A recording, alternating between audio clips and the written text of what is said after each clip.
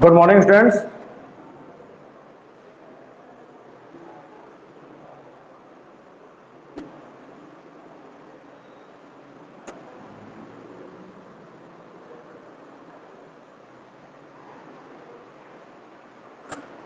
Good morning students, स्वागत है आप लोगों का मुख्यमंत्री अभ्युदय योजना के चैनल पर।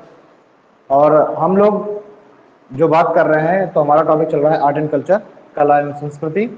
और कला एवं संस्कृति के अंतर्गत हम लोग इस समय टॉपिक देख रहे हैं इंडियन सॉन्ग, ठीक है, भारतीय संगीत एंड भारतीय संगीत के साथ साथ Indian music and Indian dance.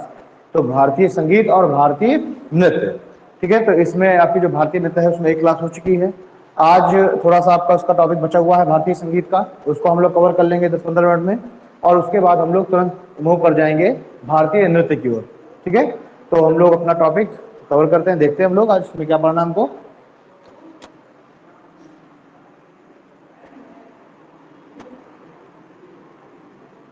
भारतीय नृत्य, ठीक है। तो हम लोग अपना टॉपिक देख रहे हैं भारतीय नृत्य। अब 10 मिनट का केवल बचा है भारतीय नृत्य।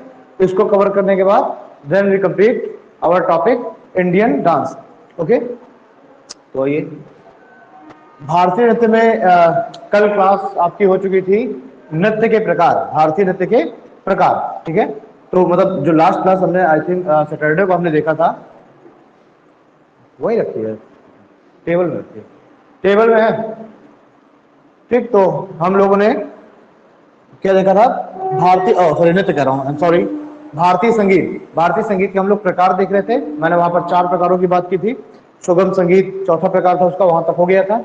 अब इसी में आपको लिखना है कर्नाटक संगीत। मैंने आपको बताया था कि यहाँ इस समय तक क्या हुआ था कि जो संगीत है, जब मुगल काल के दौरान संगीत को मुगल दरबार में आश्रय मिलना बंद हो गया तो वो साउथ की ओर वो चला गया। और साउथ की ओर चला गया तो वहां संगीत की एक नई शाखा का विकास हुआ, और जिसको हमने कहा कर्नाटक संगीत, ठीक है। तो साउथ में कर्नाटक संगीत हो गया, और जो उत्तर भारत का क्षेत्र है वहां पर हिंदुस्तानी संगीत प्रारंभ हुआ। और उसमें जो इस्लामिक संगीत है और हिंदुस्तानी संगीत दोनों क्या हो गया, मिक्सअप हो गए, है ना। यानी जो इंडियन जो म्यूजिक था और जो इस्लामिक जो संगीत है वो दोनों मिक्स हो गए, और हिंदुस्तानी संगीत एक नई शैली का निर्माण हुआ। ओके, तो आज हम लोगों को देखना है कर्नाटक संगीत के बारे में। तो यही डाल लीजिए कर्नाटक संगीत, इसको थोड़ा सा लिख लेते हैं, और उसके बाद हम लोग भारतीय नृत्य में चलेंगे। पहले तो हम लोग नृत्य नहीं, अभी संगीत हम लोग देख रहे हैं, सॉरी ना। इसको पहले कंप्लीट कर लेते हैं। तो कर्नाटक संगीत कंप्लीट करते हैं, और इसके बाद सीधे हम लोग चलेंगे नृत्य में। कोशिश करेंगे कि नृत्य आज भी कंप्लीट कर लें, और कल से हम लोग आर्किटेक्चर की क्लास करनी चालू कर लेंगे। तो आर्किटेक्चर में भी पहले हम लोग इंडस वैली सिविलाइजेशन के आर्किटेक्चर्स की बात कर लेंगे। फिर हम लोग ऋग्वैदिक काल, वैदिक काल में हम लोग आ जाएंगे। फिर हम लोग मौर्यन काल में आ जाएंगे, और उसके बाद हम लोग आएंगे दिल्ली सल्तनत और मुगल के दौरान, ठीक। Okay, good morning sir. Okay, ठीक है, गुड मॉर्निंग, गुड मॉर्निंग। एक मिनट।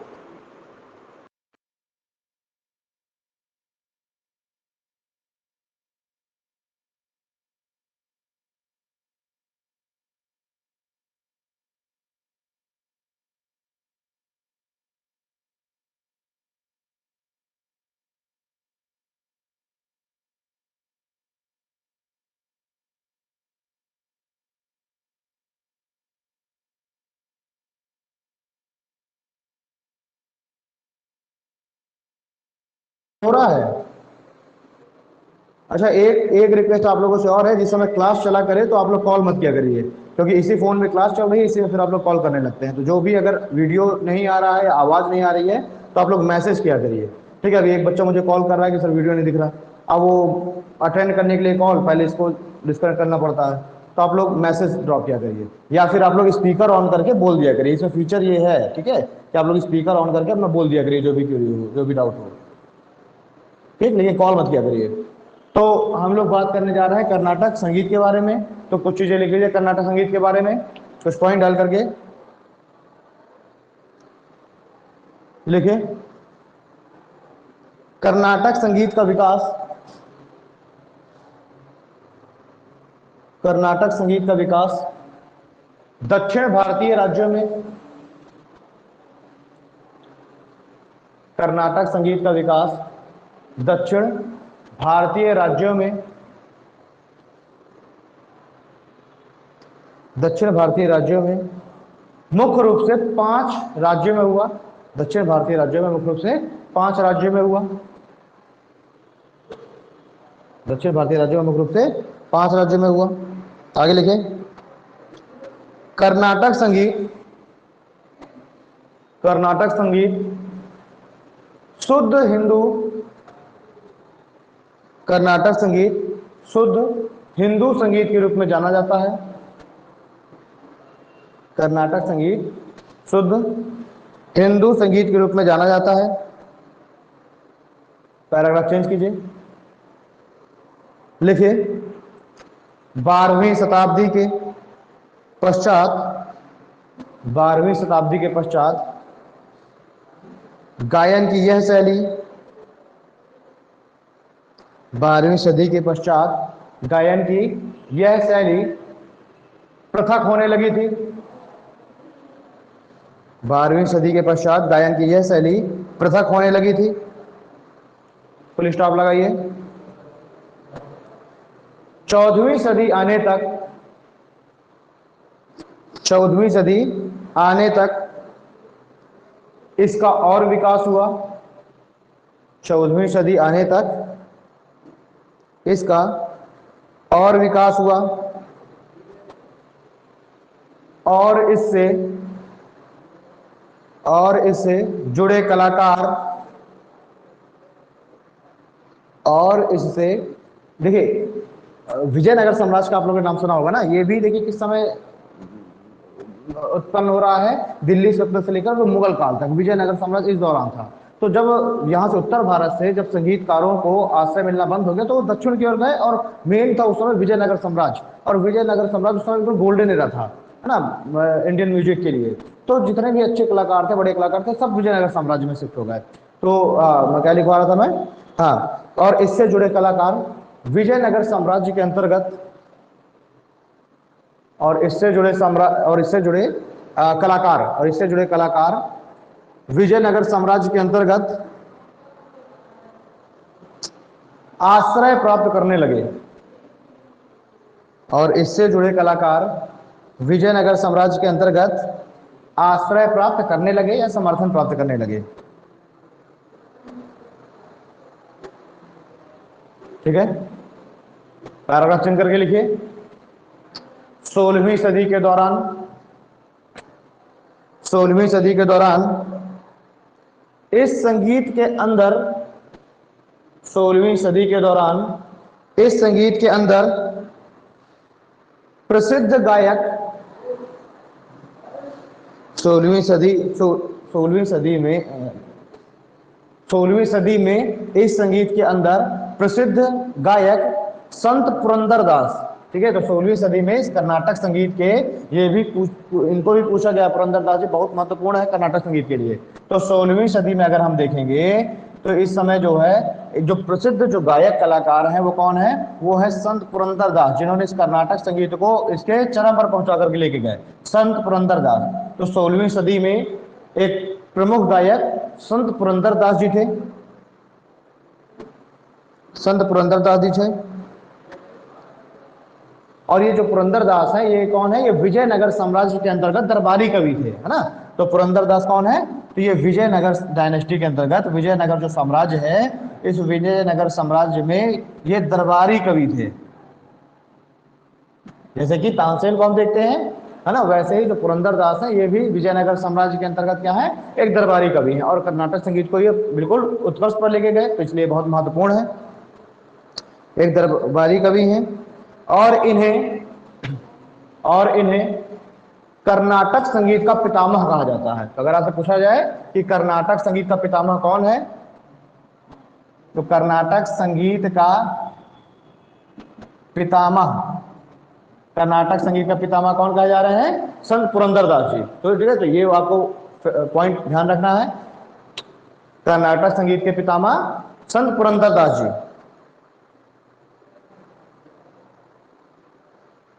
ठीक है, आगे लिखिए इसी में, या पैराग्राफ चेंज कर लीजिए, पैराग्राफ चेंज करके लिखिए।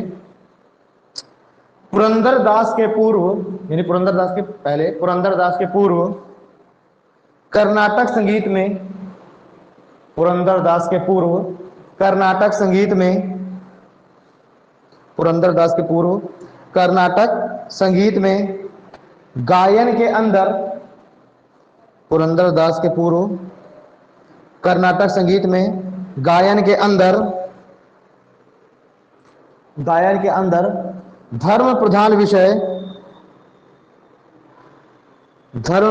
विषय शामिल किए गए। पुरंदरदास के पूर्व कर्नाटक संगीत के अंदर,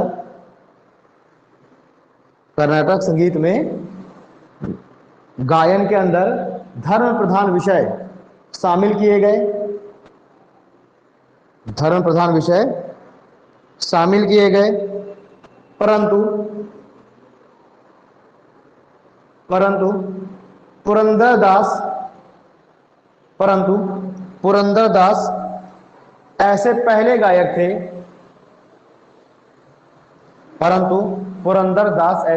पहले गायक थे, जिन्होंने सामाजिक मुद्दों के माध्यम से, देखिए इससे पहले पुरंदरदास से पहले जो धार्मिक मुद्दे हैं वो गायन के अंतर्गत शामिल किए जा रहे थे, लेकिन पुरंदरदास जी उसमें चेंजेस लेके आए और उन्होंने धार्मिक मुद्दों की जगह जो सामाजिक पहलू है, सामाजिक जो मुद्दे हैं उनको गायन के अंदर शामिल कर लिया। ठीक है, तो लेकिन पुरंदरदास जी ऐसे पहले गायक थे जिन्होंने सामाजिक पहलुओं को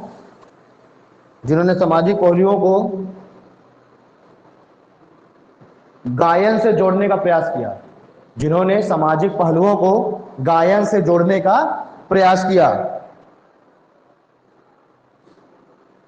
ठीक है, फुल स्टॉप लगा के लिखिए, इन्होंने लोक जीवन की परंपरा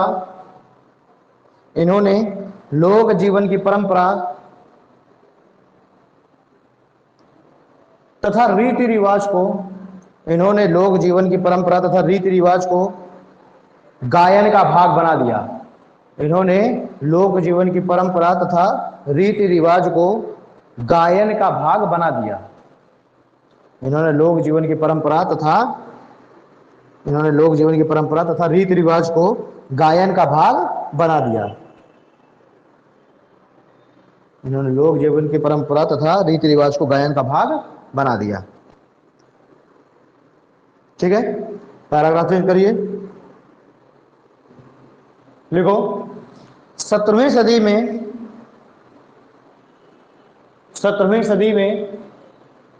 कर्नाटक संगीत के अंदर, 17वीं सदी में कर्नाटक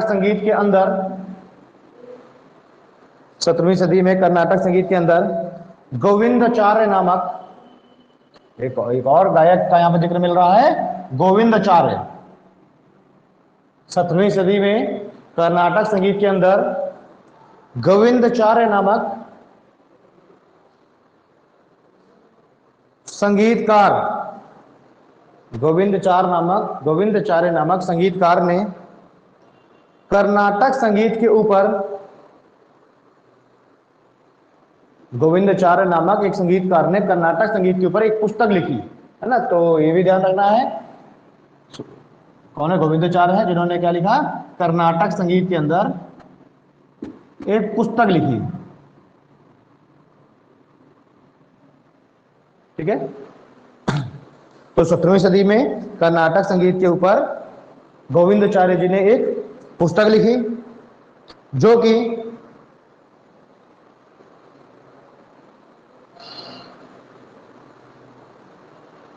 कि चतुर्दलीय परीक्षा नाम से जानी जाती है, जो कि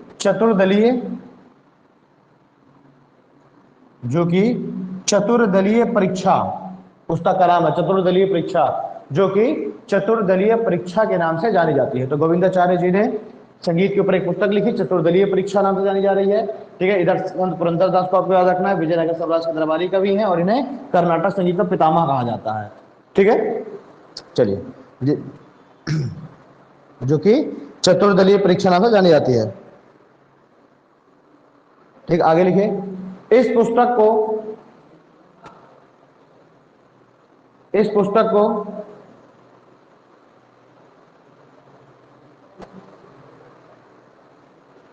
की जगह में लिखिए, इस पुस्तक में इस पुस्तक में गायन के, तो की जगह में कर लीजिए, इस पुस्तक में गायन के मेलाकर्ता प्रणाली, मेलाकर्ता प्रणाली, गायन के मेलाकर्ता प्रणाली है कर्नाटक संगीत में, गायन के मेलाकर्ता प्रणाली, इस पुस्तक में गायन के मेलाकर्ता प्रणाली की विस्तृत चर्चा मिलती है, गायन की मेलाकर्ता प्रणाली की विस्तृत चर्चा मिलती है। ठीक, आगे लिखिए, वर्तमान समय में गायन की यह मेलाकर्ता प्रणाली, वर्तमान समय में गायन की यह मेलाकर्ता प्रणाली, ये लिखा मेरा कर रहा है, वर्तमान समय में गायन की यह मेलाकर्ता प्रणाली कर्नाटक संगीत का एक प्रमुख आधार है। वर्तमान समय में गायन की यह मेलाकर्ता प्रणाली कर्नाटक संगीत का एक प्रमुख आधार है।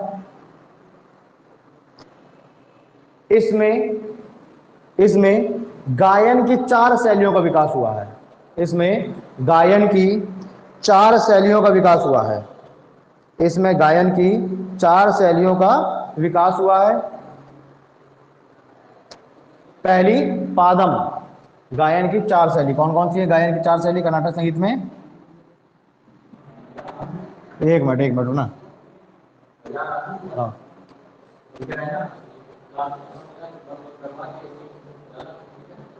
सुनो, अभी कौन आया था, अंकल को आया था, अच्छा वो एयरपोर्ट क्या आया था लास्ट दिन, चलो ठीक, क्या नाम था इनका, राठौर है क्या, अतुल तिवारी सर हैं, ओ चलो ठीक है। तो गायन लिख दिया मैंने, सॉरी, कर्नाटक संगीत में गायन की 4 शैलियां निम्न है। पहली लिखिए पादम, पहली है पादम, दूसरी है जवाली, पहली पादम, दूसरा जवाली, तीसरा लिखिए तिल्लाना,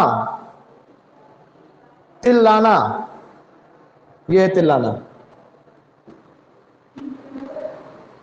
तिल्लाना, ठीक है, और चौथी है पेवारम, पादम, जवाली, तिल्लाना और पेवारम, ठीक है, पादम, जवाली, तिल्लाना और पेवारम, ठीक है, पेवारम। पैराग्राफ चेंज करके लिखिए, औपनिवेशिक काल के दौरान, औपनिवेशिक काल के दौरान शास्त्रीय संगीत, औपनिवेशिक काल के दौरान शास्त्रीय संगीत देसी रियासतों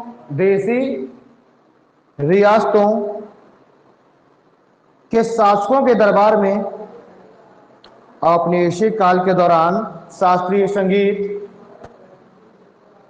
औपनिवेशिक काल के दौरान, देखिए जो औपनिवेशिक काल है तो इसमें क्या है, जो शास्त्रीय संगीत है केवल जो देसी रियासतें हैं, है ना, छोटे छोटे रजवाड़े, केवल उन्हीं के यहाँ केंद्रित होकर रह गया, क्योंकि ब्रिटिश ने बड़े क्षेत्र में कब्जा कर लिया, तो ब्रिटिश ने उसको प्रश्रय दिया नहीं, तो अब जो कर्नाटक संगीत है वो कहाँ हो गए, छोटी छोटी डायनेस्टीज हैं उनमें केवल सीमित होकर रह गया। यही हमें लिखना है, औपनिवेशिक काल के दौरान कर्नाटक संगीत देसी रियासतों तक, देसी रियासतों के शासकों के दरबार तक, देसी रियासतों के शासकों के दरबार तक ही सीमित होकर रह गया। औपनिवेशिक काल के दौरान शास्त्रीय संगीत देसी रियासतों के शासकों के दरबार तक ही सीमित होकर रह गया। फुल स्टॉप लगा के लिखिए, 18वीं से 20वीं सदी के दौरान, 18वीं से 20वीं सदी के दौरान, 18वीं से 20वीं सदी के दौरान कर्नाटक संगीत को मैसूर तथा त्रावणकोर, 18वीं से 20वीं सदी के दौरान कर्नाटक संगीत को मैसूर तथा त्रावणकोर 18वीं से 20वीं सदी के दौरान कर्नाटक संगीत को मैसूर तथा त्रावणकोर राज्यों के द्वारा संरक्षण प्राप्त हुआ। मैसूर तथा त्रावणकोर राज्यों के द्वारा संरक्षण प्राप्त हुआ और 20वीं सदी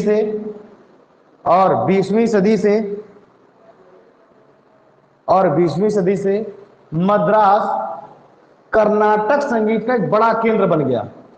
और 20वीं सदी से मद्रास कर्नाटक संगीत का एक बड़ा केंद्र बन गया। और 20वीं सदी से मद्रास कर्नाटक संगीत का एक बड़ा केंद्र बन गया तथा वर्तमान समय में अब देखिए मद्रास बन गया चेन्नई, तथा वर्तमान समय में चेन्नई के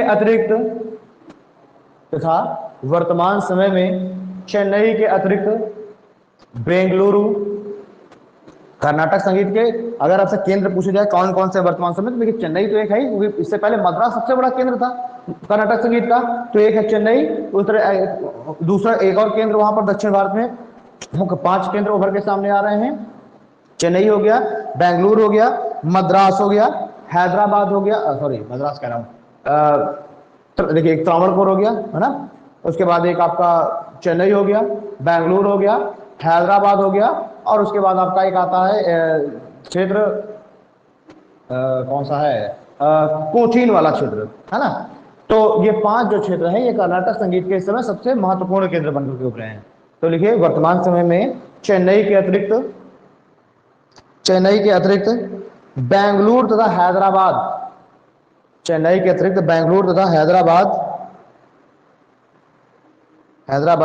भी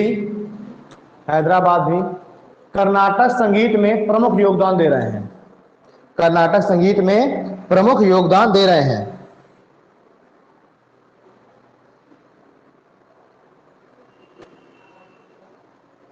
ठीक है, एक दो लाइन और लिखना है, लास्ट पैराग्राफ चेंज करिए, लिखिए कर्नाटक संगीत में एकमात्र महिला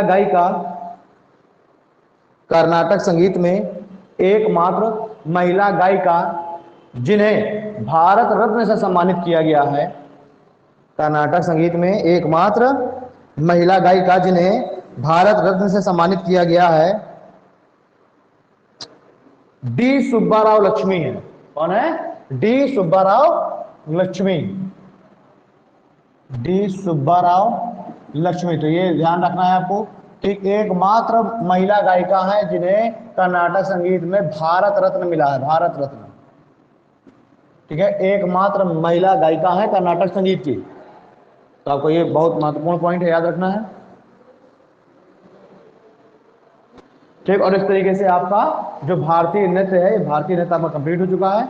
और अब नया टॉपिक हम डालेंगे, भारतीय संगीत कंप्लीट हो चुका है, भारतीय नृत्य हम लोग करेंगे, है ना। तो एक्चुअली देखिए शेड्यूल में लगा हुआ था आज की क्लास में आर्किटेक्चर और भारतीय संगीत और नृत्य कल है, लेकिन चूंकि मैं भारतीय संगीत पढ़ा रहा हूं तो हम इसी क्रम में नृत्य भी पढ़ लेते हैं, और नृत्य पढ़ने के बाद फिर हम लोग आर्किटेक्चर पढ़ेंगे। तो उसमें 2-3 क्लासें आपको आर्किटेक्चर में देनी पड़ेंगी, है ना। तो वो फिर हम लोग लाइन से आर्किटेक्चर पढ़ लेंगे।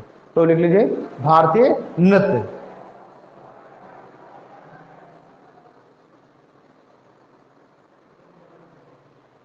नहीं, भारतीय संगीत को मैं बेस कर रहा हूं, देखते हम लोग भारतीय नृत्य। ठीक, ये नोट हो गया ना सब लोगों का? जिसका नोट हुआ स्क्रीनशॉट ले ले तुरंत। ठीक, तो कुछ पॉइंट इसमें देखिए, जितना मैंने आपको पढ़ाया वो अभी तक जो था, तो ये जो सारी थ्योरी है ये क्या है, मेंस के पॉइंट ऑफ व्यू से है। मैं बार बार बता रहा हूँ, प्रीलिम्स के लिए इसी में से आपको प्रीलिम्स निकालना है। प्रीलिम्स और मेंस की थ्योरी अलग अलग नहीं होती है ना। मेंस में डिटेल्ड में चीजें हैं, आपको पूरा एक्सप्रेस करके लिखना है सारा कुछ, और जो प्रीलिम्स है उसमें इसी के जो फैक्चुअल पॉइंट है वो आपको पिक कर लेने हैं। तो इसमें बहुत सारे फैक्चुअल पॉइंट हम लोगों ने देख लिए, जैसे कि डी सुब्बाराव लक्ष्मी, ये बहुत महत्वपूर्ण है। गायन की 4 शैलियां याद रखनी है, उसमें आ जाता है ऑब्जेक्टिव में कि निम्न में से कौन कर्नाटक संगीत में गायन की शैली नहीं है, तो आपको याद रखना है पादम, जवाली, तिल्लाना और पेवारम, ये 4 ही हैं। ठीक है, कर्नाटक संगीत का प्रमुख केंद्र कौन बन के उभरा था औपनिवेशिक काल में? तो चेन्नई। उसके बाद अगर वर्तमान में देखें तो बेंगलुरु और हैदराबाद, ये 3 केंद्र सबसे बड़े हैं। फिर कोचीन है ना, और आपका हाँ एक कोचीन, वो भी एक, और एक त्रावणकोर, तो ये भी है। लेकिन ये तीन जो मैंने बताया वो ज्यादा बड़े हैं। संत पुरंदरदास को याद रखना है, गोविंदाचार्य जी को याद रखना है, जिन्होंने कर्नाटक संगीत में चतुर्दलीय परीक्षा नामक पुस्तक लिखी है। ओके, अब डालिए भारतीय नृत्य।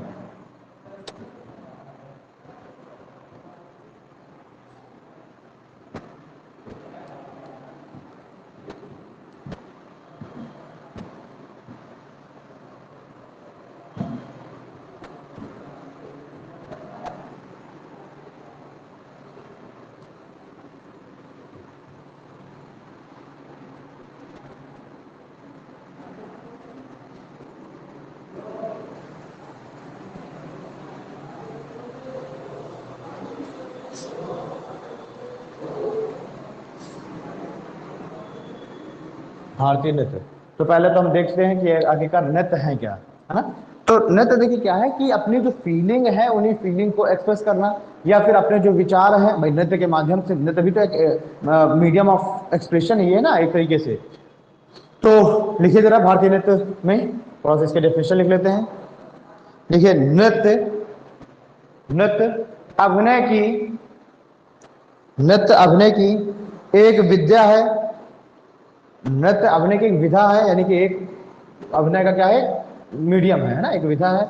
नृत्य अभिनय की एक विधा है जिसके माध्यम से जिसके माध्यम से कलाकार जिसके माध्यम से कलाकार किसी न किसी कथानक को, जिसके माध्यम से कलाकार किसी न किसी कथानक को प्रस्तुत कर रहा होता है, जिसके माध्यम से कलाकार किसी न किसी कथानक, कथानक मतलब विषय वस्तु यानी सब्जेक्ट यानी कहानी, है ना, किसी न किसी कहानी को प्रस्तुत कर रहा होता है। परंतु परंतु भारतीय नृत्य की परिभाषा, परंतु परंतु शास्त्रीय नृत्य की परिभाषा, परंतु शास्त्रीय नृत्य की परिभाषा भरतनाट्यम शब्द से, परंतु शास्त्रीय नृत्य की परिभाषा भरतनाट्यम शब्द से, ये भरतनाट्यम है ना, एक क्लासिकल डांस भी है भरतनाट्यम ना, ये बात करेंगे हम लोग। परंतु नृत्य शब्द की परिभाषा भरतनाट्यम शब्द से बड़े अच्छे ढंग से प्रस्तुत होती है, भरतनाट्यम शब्द से बड़े अच्छे ढंग से प्रस्तुत होती है, जिसके अंतर्गत भा का अर्थ लय, जिसके अंतर्गत भा का अर्थ लय, जिसके माध्यम से, जिसके अंतर्गत भा का अर्थ लय तथा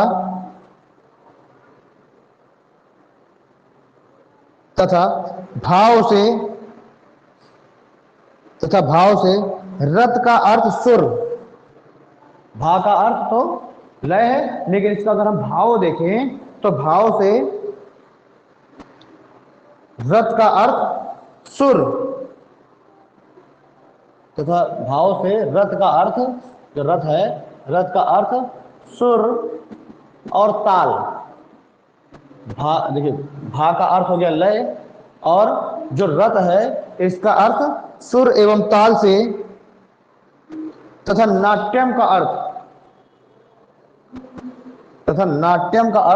नाटिका, तथा नाट्यम का अर्थ नाटिका। नाटिका का मतलब होता है लघु नाटक या लघु चित्रण,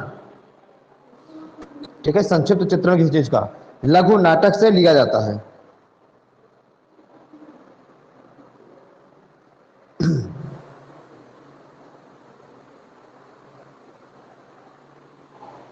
ठीक है, तो भरतनाट्यम में जो भाव हो गया, इसका अर्थ लय या भाव से, रथ का अर्थ सुर एवं ताल से, और नाट्यम का अर्थ नाटिका से है। नाटिका मतलब होता है लघु नाटक, ठीक है। तो भरतनाट्यम हो गया, ओके, भरतनाट्यम हो गया, ठीक है।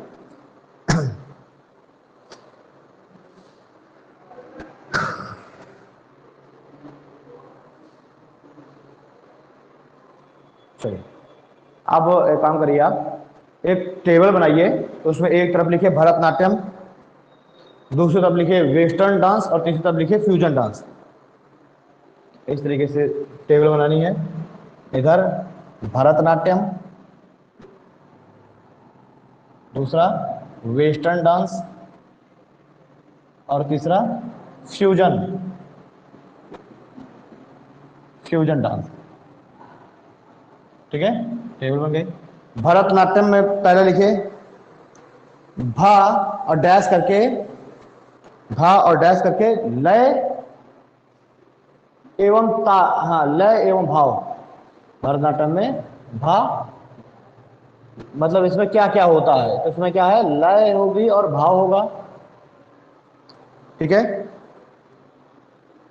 दूसरा लिखिए इधर रत, सुर और ताल हो गया, और नाट्यम, नाट्यम मीन्स नाटिका यानी लघु चित्रण। वेस्टर्न डांस में लिखे, वेस्टर्न डांस में, इसमें भी वेस्टर्न में भी क्या होगा, सुर भी है प्लस ताल भी है। ठीक है, इसमें सुर भी है, ताल भी है और लय भी है। लय सुर ताल, इसको लय को आगे ले लेता हूं। इसमें क्या क्या हो गया, वेस्टर्न डांस में लय भी होगा, सुर भी है और ताल भी है। तो ये भरतनाट्यम में तो मैंने बताया कि लय और भाव भी है, सुर ताल भी है, और एक नाटिका भी होगी, चित्रण भी होगा, है ना। तो अरे इसमें जो भरतनाट्यम है इसमें कोई ना कोई कथानक लिया जाएगा, जैसे कि मेन इसमें होता है दुर्गा, जो महिषासुर मर्दिनी, उसका चित्रण इसमें किया जाता है।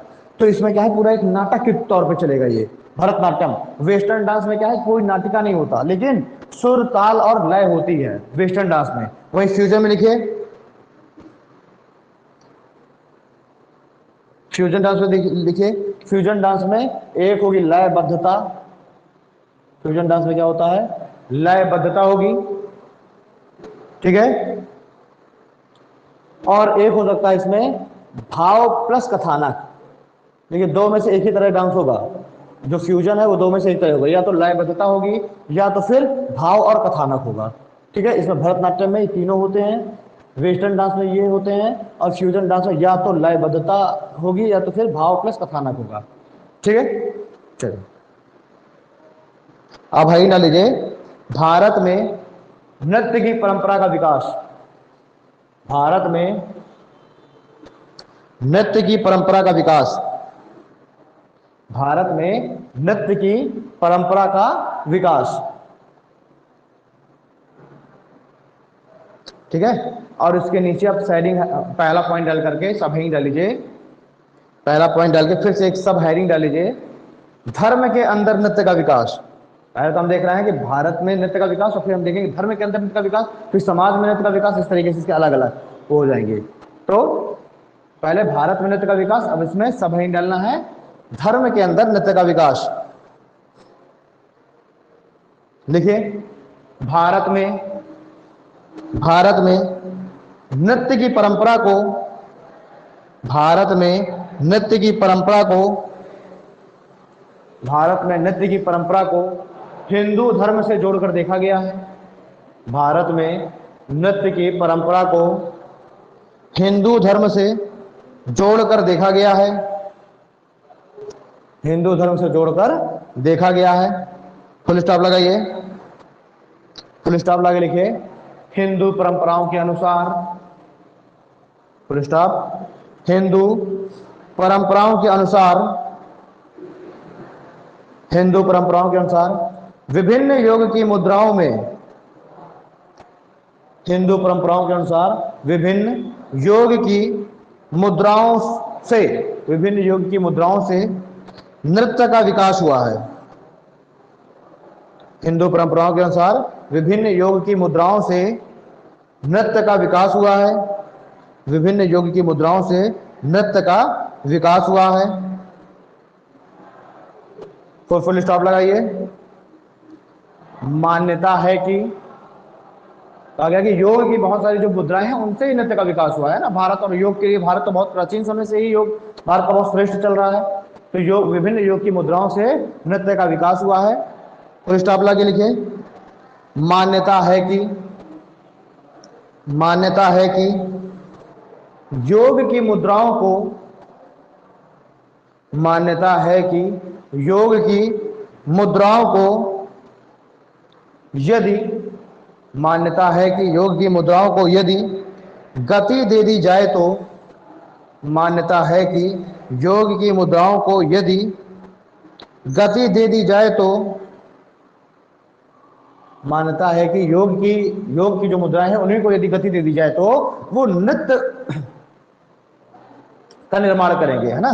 तो मान्यता है कि योग की मुद्राओं को यदि गति दे दी जाए तो वे नृत्य की मुद्रा प्रस्तुत करते हैं। मान्यता है कि यदि योग की मुद्राओं को गति दे दी जाए तो वो नृत्य प्रस्तुत करते हैं, है ना। तो यानी कि जो नृत्य है उसका जो ओरिजिन है, वो आधार क्या है? आधार है भारतीय धर्म में जो शामिल किए गए योग, है ना। जो योग है वो क्या है? वही है नृत्य के आधार, और उन्हीं की जो योग की मुद्रा है उन्हीं को जब गति प्रदान कर दी गई तो किसमें कन्वर्ट हो गए? नृत्य में। ठीक है, तो वे नृत्य की मुद्रा को प्रस्तुत करते हैं। पैराग्राफ चेंज करके लिखिए। नृत्य की परंपरा, नृत्य की परंपरा तथा योग की परंपरा, नृत्य की परंपरा तथा योग की परंपरा दोनों को ही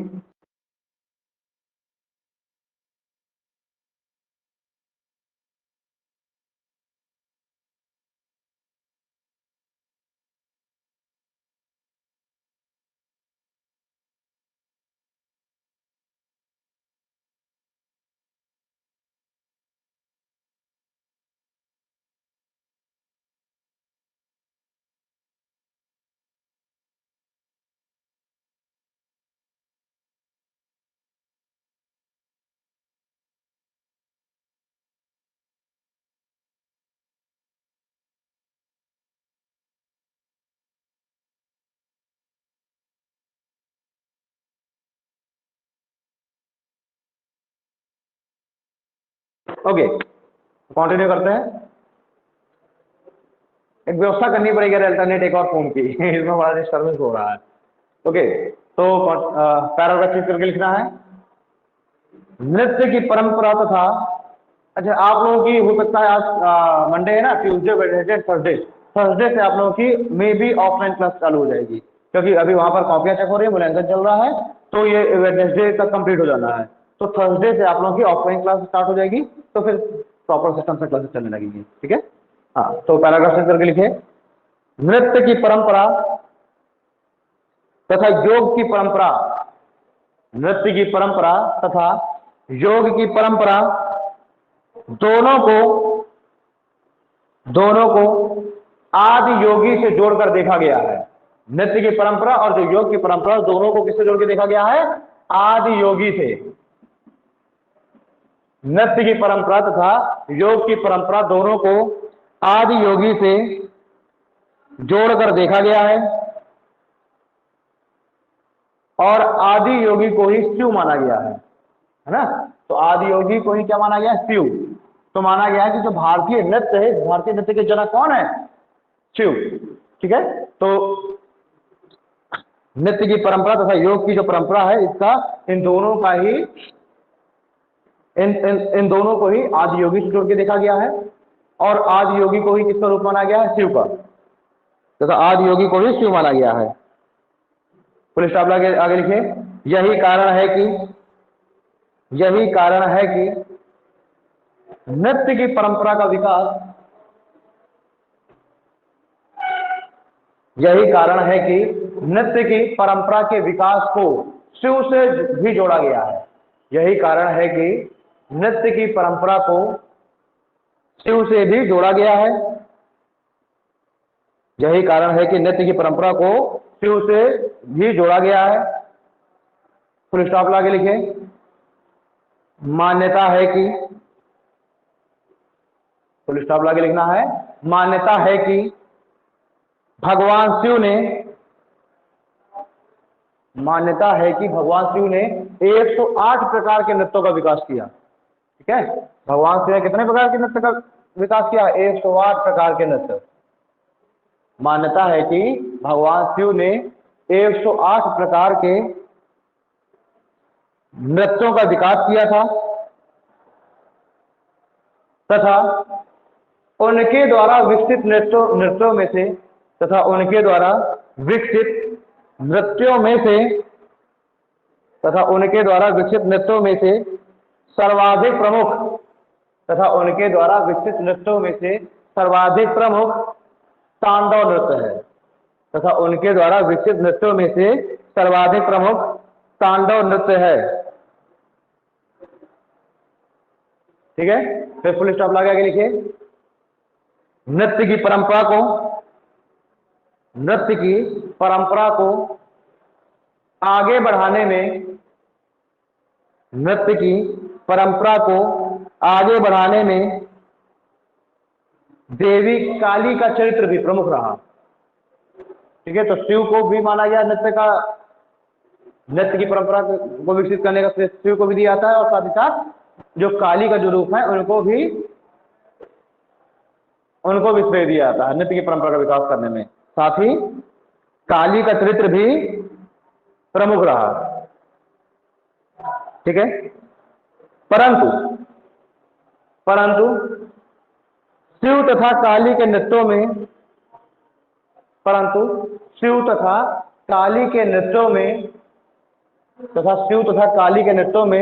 नृत्य का रौद्र रूप, परंतु शिव तथा काली दोनों के नृत्यों में नृत्य का रौद्र रूप अथवा क्रोध की प्रधानता थी। नृत्य का रौद्र रूप अर्थात क्रोध की प्रधानता थी। ठीक है, और इस प्रकार के भाव नृत्य को लोकप्रिय नहीं बना रहे थे। शुरुआत में जब समाज ने जब नृत्य की परंपरा को एक्सेप्ट करना चालू किया तो उस समय शिव और काली के द्वारा जिस नृत्य की कला का विकास किया गया, जिसको माना गया, वो कौन सी शैली है? वो रौद्र रूप है ना, यानी क्रोध की। एज्यूम करिए ना, शिव का तांडव और काली का जो नृत्य है, तो उसमें जो है क्रोध की जो भावना है वो ज्यादा प्रधानता में थी। तो समाज इस नृत्य को एक्सेप्ट नहीं ढंग से कर पा रहा था, तो नृत्य की जो परंपरा है उसका विकास उस समुचित ढंग से नहीं हो पा रहा था जिस तरीके से होना चाहिए था। ठीक है, और इस प्रकार के भाव नृत्य को लोकप्रिय नहीं बना रहे थे। ठीक है, अब पैराग्राफ चेंज करके लिखिए। अच्छा, नृत्य आप खुद एज्यूम करिए कि कौन सा नृत्य ज्यादा एक्सेप्टेबल होगा, जिसमें श्रृंगार रस की प्रधानता हो या जिसमें रौद्र रस की प्रधानता हो। आप खुद समझ सकते हैं कि रौद्र, आप एज्यूम करिए काली का नृत्य है ना, जब वो रक्त बीज का जब वध करती हैं तो उसके बाद काली का जो नृत्य है और एक दूसरा नृत्य जो भगवान शिव का तांडव है, आप उसकी कल्पना कीजिए, वो ज्यादा समाज के द्वारा एक्सेप्टेबल होगा कि जिसमें श्रृंगार रस होगा, है ना। स्वाभाविक सी बात है, श्रृंगार रस जब तक नहीं होगा नृत्य में तो वो नृत्य लोगों को आकर्षित ही नहीं करेगा। ठीक है, तो अब नृत्य की परंपरा जो अपने चरम पर पहुंची, वो कब पहुंची? जब इस नृत्य में श्रृंगार रस को भी शामिल कर लिया जाएगा। ठीक है, तो पैराग्राफ चेंज करके लिखना है। नृत्य की परंपरा में श्रृंगार की अभिव्यक्ति, नृत्य की परंपरा में श्रृंगार की अभिव्यक्ति इंद्र तथा अप्सराओं द्वारा लाई गई। नृत्य की परंपरा में श्रृंगार की अभिव्यक्ति इंद्र तथा अप्सराओं द्वारा लाई गई। नृत्य की परंपरा में श्रृंगार की अभिव्यक्ति इंद्र तथा अप्सराओं द्वारा लाई गई। ठीक है, फुल स्टॉप लगे, आगे लिखिए। इंद्र के दरबार से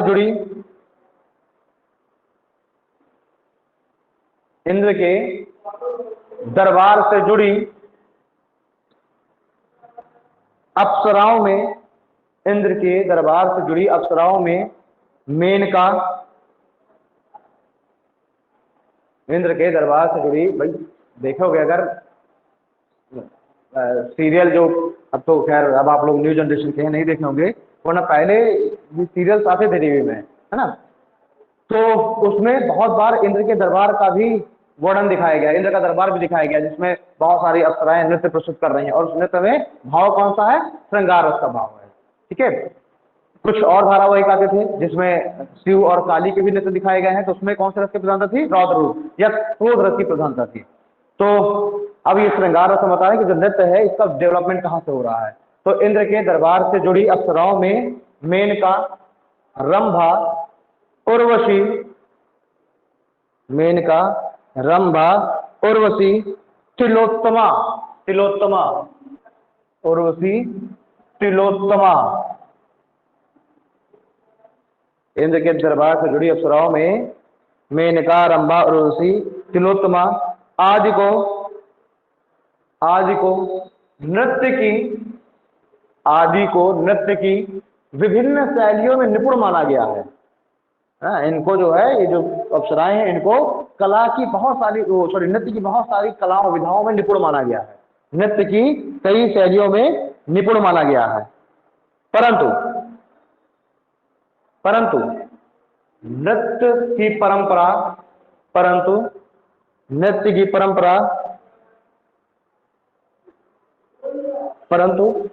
की परंपरा, अच्छा अब ज्यूम करिए कि किसके समय में नृत्य और ज्यादा पॉपुलर हो गया होगा और लोकप्रिय हो गया होगा, है ना भाई?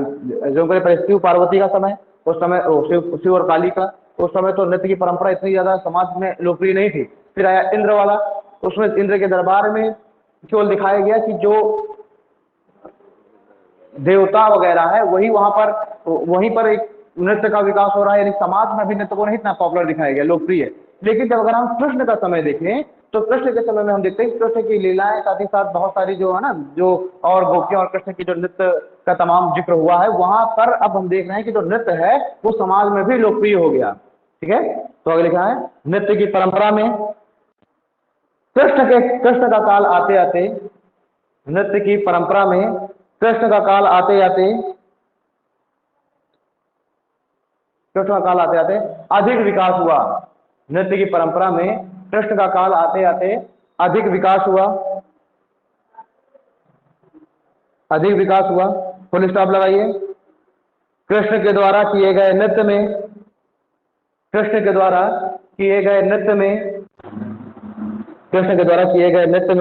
विभिन्न प्रकार के भाव देखे जाते हैं।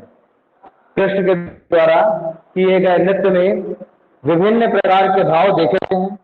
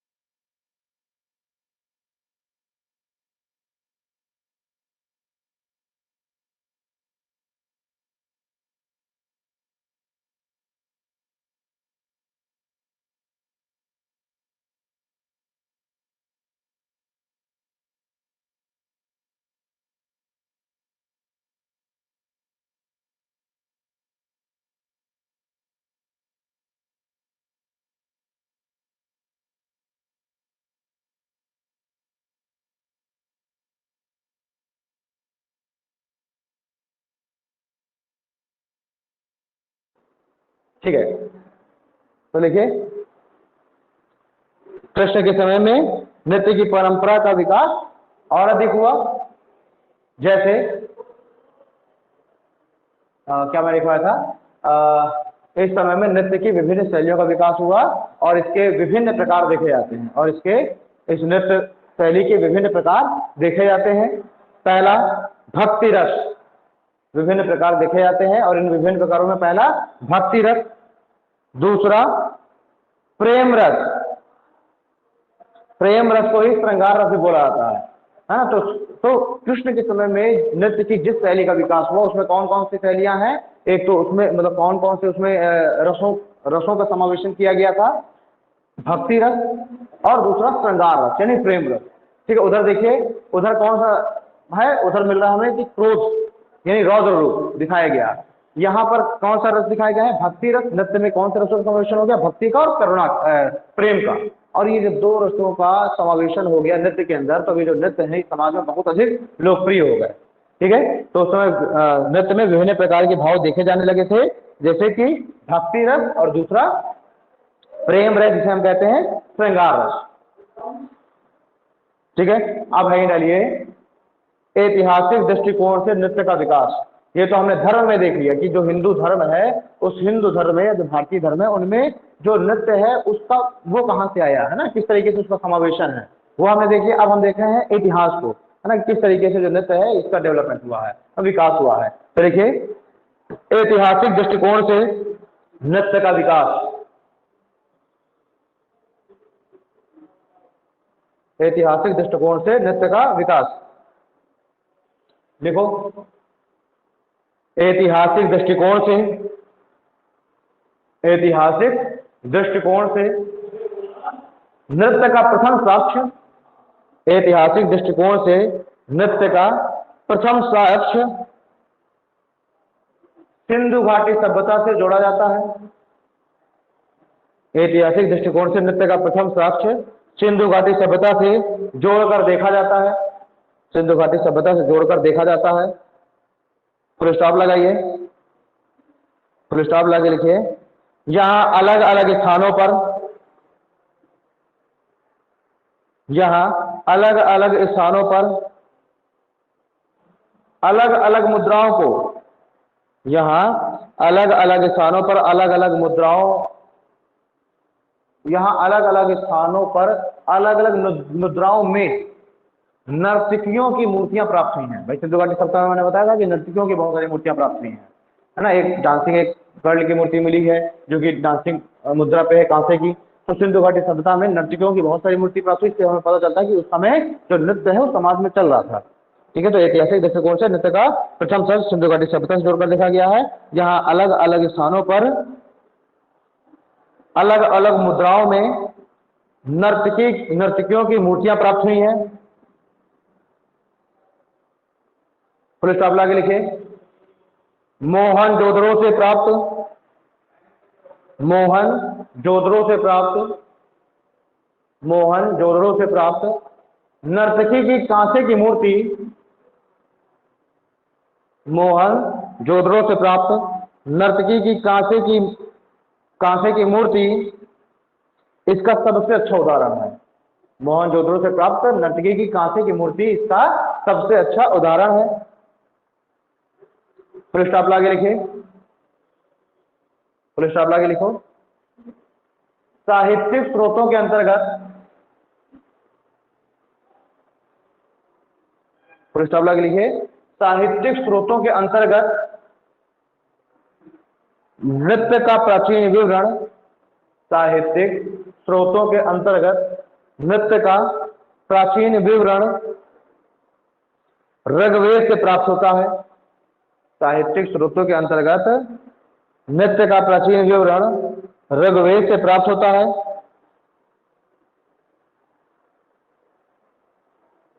ऋग्वेद से प्राप्त होता है। अगले से ऋग्वेद में प्रयुक्त नर्त शब्द, नर्त, ऋग्वेद में प्रयुक्त नर्त शब्द, ऋग्वेद में प्रयुक्त नर्त शब्द से नृत्य की उत्पत्ति मानी जाती है। ऋग्वेद में प्रयुक्त नर्त शब्द से, ऋग्वेद में प्रयुक्त नर्त शब्द से नृत्य की उत्पत्ति मानी जाती है, नृत्य की उत्पत्ति मानी जाती है। फुल स्टॉप लगा के लिखिए, ऋग्वेद में यह उल्लेखित है कि, ऋग्वेद में यह उल्लेखित है कि,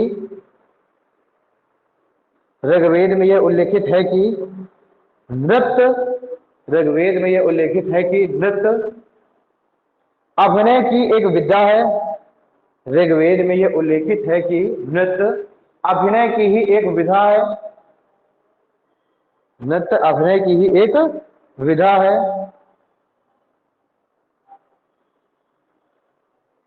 ठीक है, ऋग्वेद में उल्लेखित है कि नृत्य अभिनय की एक विधा है।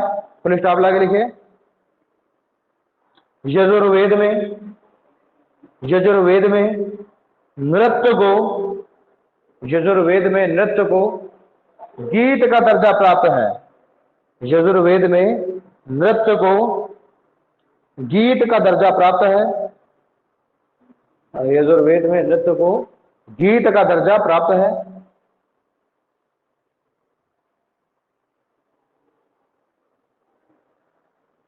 ठीक है, अब पैराग्राफ फिर से चेंज कीजिए, लिखिए वहीं सामवेद में नृत्य को रास कहा गया है, रास। देखिए सामवेद में नृत्य के लिए शब्द प्रयोग हुआ है रास। ऋग्वेद में कहा गया है नर्त। यजुर्वेद में कहा गया जीत। ठीक है, वहीं सामवेद में नृत्य को रास कहा गया है। आगे लिखे इन चारों वेदों में से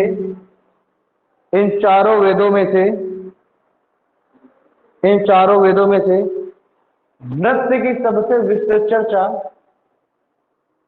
इन चारों वेदों में से नृत्य की सबसे विस्तृत चर्चा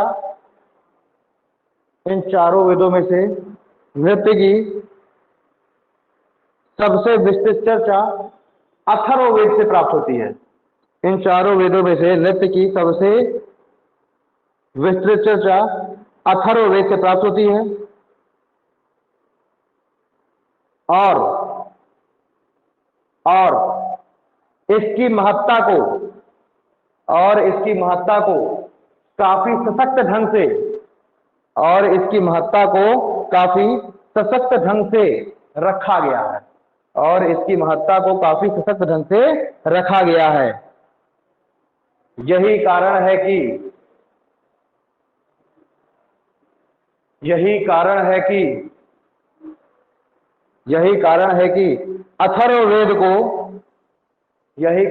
कि अथर्ववेद को नर्तवेद भी माना जाता है।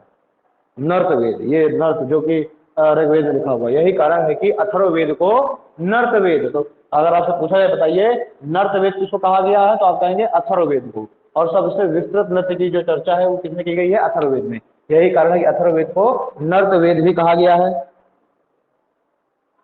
ठीक है, फिर पैराग्राफ चेंज करके लिखिए महाकाव्य काल के दौरान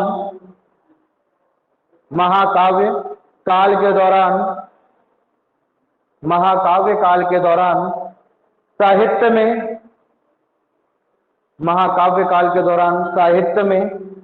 नृत्य की रोचक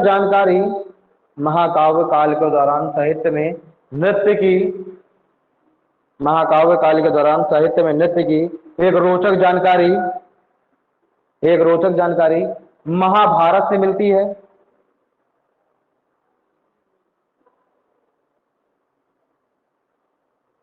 महाकाव्य काल के दौरान साहित्य में नृत्य की एक रोचक जानकारी महाभारत से मिलती है। ठीक है, महाभारत में एक कथानक का जिक्र किया गया है, और वो कथानक है जिस समय जो पांडव थे वो अपने वनवास काल के दौरान थे ना, पांडव को वनवास मिल गया था ना, तो जब ये लोग अपने वनवास काल के दौरान थे तो इनको सबसे अंतिम जो एक वर्ष है वो अज्ञात काल में गुजारना था। यानी कि उस दौरान भाई 10 साल को वनवास मिला था, तो उसमें अंतिम जो एक साल था वो अज्ञात काल का था। यानी कि उस एक साल में कोई भी इनको पहचानना नहीं चाहिए, और अगर कोई इनको पहचान लेगा तो वापस इनको फिर से 10 साल के वनवास में जाना पड़ेगा। तो अंतिम का जो एक साल है ये किसमें आते हैं, अज्ञातवास में। और उस अज्ञातवास के दौरान जो ये सब जो पांचों पांडव हैं ये पहुंचे विराटनगर। ठीक है, मत्स्य देश उस समय का जो महाजनपद था, मत्स्य राजस्थान वाले क्षेत्र में पड़ता था। राजस्थान, हरियाणा वाला और पश्चिमी पंजाब का कुछ क्षेत्र उसमें शामिल हो जाता था, है ना। सॉरी, जो पंजाब का क्षेत्र, हरियाणा और राजस्थान वाला जो क्षेत्र है, तो पंजाब का दक्षिण, हरियाणा और राजस्थान का, ठीक है, ये वाला जो क्षेत्र था।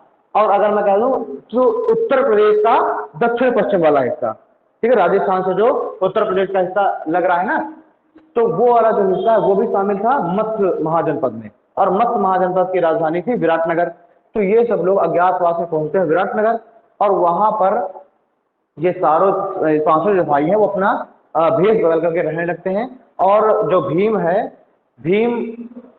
रहा हूं, सॉरी, जो अर्जुन है, इसी तरह अर्जुन एक नर्तकी का भेष धारण करता है ना। अर्जुन क्या करता है, एक नर्तकी का भेष धारण करता है, और विराटनगर का जो राजकुमार है उसको नृत्य सिखाने लगता है। तो ये जो कथानक है, जो वर्णन है, इसको कहा गया है बृहत्तला। इस महाभारत के इस कथानक को क्या कहा गया है, बृहत्तला। ठीक, तो इस महाभारत के इस कथानक में भी भारतीय नृत्य, जो नृत्य है, उसकी एक कला का हमें जिक्र मिल रहा है, क्योंकि जो अर्जुन है, अर्जुन ने क्या किया, नारी वेश धारण किया और नारी वेश धारण करके वो राजकुमार को नृत्य सिखा रहा है। ठीक है, तो हमको लिखना है महाभारत के एक कथानक में बृहत्तला, एक कथानक बृहत्तला, महाभारत के कथानक बृहत्तला में, बृहत्तला में ब्रैकेट में लिख लेना अर्जुन का नारी रूप, बृहत्तला में अर्जुन का नारी रूप, अर्जुन के नारी रूप, बृहत्तला में अर्जुन के नारी रूप, और ब्रैकेट बंद करने के बाद अर्जुन को नृत्य के एक शिक्षिका के रूप में दिखाया गया है, अर्जुन को नृत्य की एक शिक्षिका के रूप में दिखाया गया है। यानी कि हम इसे क्या देख रहे हैं कि उस समय समाज में जो नृत्य है वो प्रोफेशनली चलने लगा था, अभी चूंकि देखिए शिक्षिका बन गया ना ये, तो उसको नृत्य सिखा रहा है। तो एक कथानक बृहत्तला में अर्जुन के नारी रूप को एक शिक्षिका के रूप में दिखाया गया है। ये पैराग्राफ चेंज करके लिखिए, पैराग्राफ चेंज करके लिखिए, बुद्ध के काल में नृत्य की परंपरा को, बुद्ध के काल में नृत्य की परंपरा को आगे बढ़ाने की चर्चा, बुद्ध के काल में नृत्य की परंपरा को आगे बढ़ाने की चर्चा आम्रपाली नामक नगर वधु के कथानक से प्राप्त होती है। बुद्ध के काल में नृत्य की परंपरा को आगे बढ़ाने की चर्चा आम्रपाली नामक एक नगर वधु के कथानक से प्राप्त होती है, आम्रपाली नामक एक नगर वधु के कथानक से प्राप्त होती है।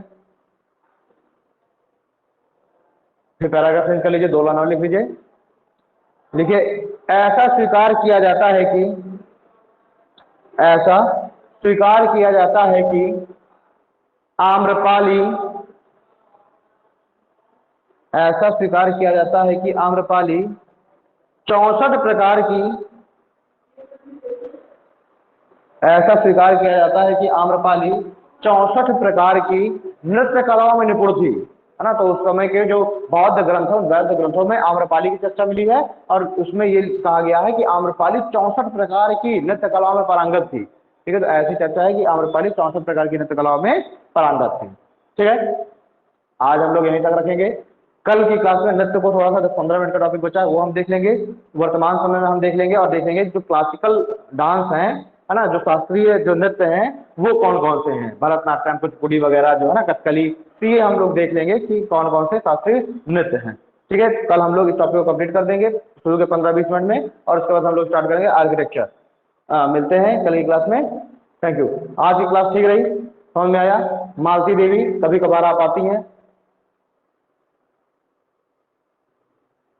आशीष को छोड़कर कोई कंटिन्यू नहीं रहता इस क्लास में।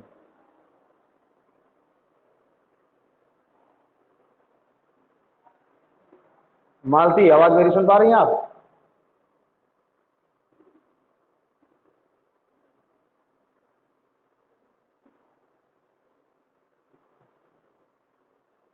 चलिए खैर, ओके, ठीक है, चलिए थैंक यू, मिलेंगे नेक्स्ट क्लास में। कल तो 3 है ना, कल ईद की छुट्टी है, परसों होगी क्लास। ठीक है, चलिए थैंक यू।